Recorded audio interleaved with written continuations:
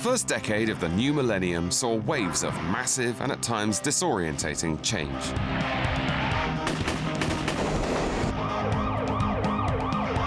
Bewildering new words and phrases sprang up, trying to make sense of it all. It was a decade of surprising connections, when what was really happening was often not as it appeared. The story of the noughties is more than just the history of the last 10 years. It tells us where the 21st century itself is heading.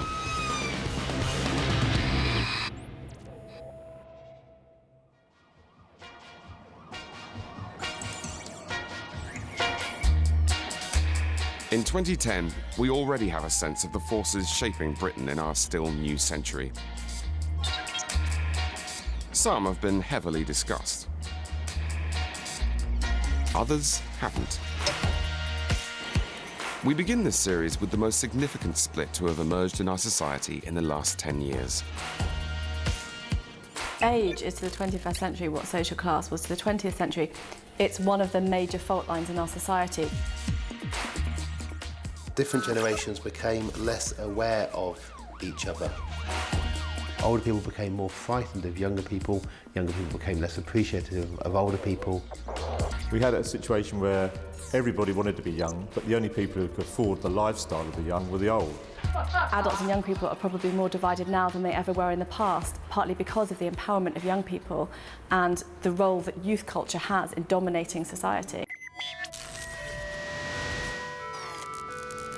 People say, well, in the 1950s, you know, there was a transition. You went from having short trousers to wearing a suit, and you were at work and you were an adult, or you went down the pit and you became an adult, and there was an absolute cut-off point. There was none of this teen stuff.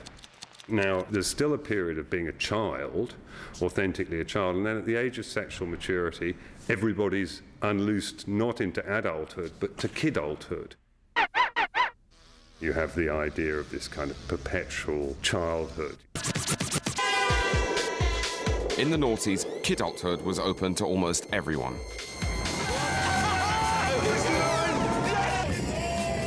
No longer did you have to be young to act young. In the early 2000s, the biggest club in Britain was school disco. You have men and women in their mid-30s, even into their 40s, who are living the lifestyle that one would normally have presumed was that of a teenager or 20-year-old.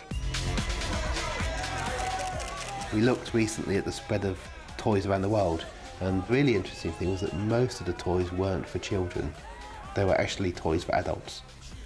And so the bulk of the world toy market, in terms of cash at least, isn't for toys being consumed by children anymore.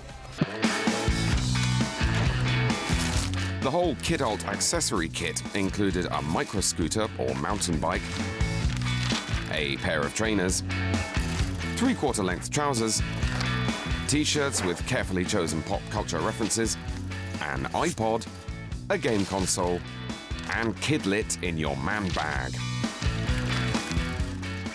You've got used to playing, you've got used to going out, you've got used to having recreational time, and if you've got money, then why not have toys?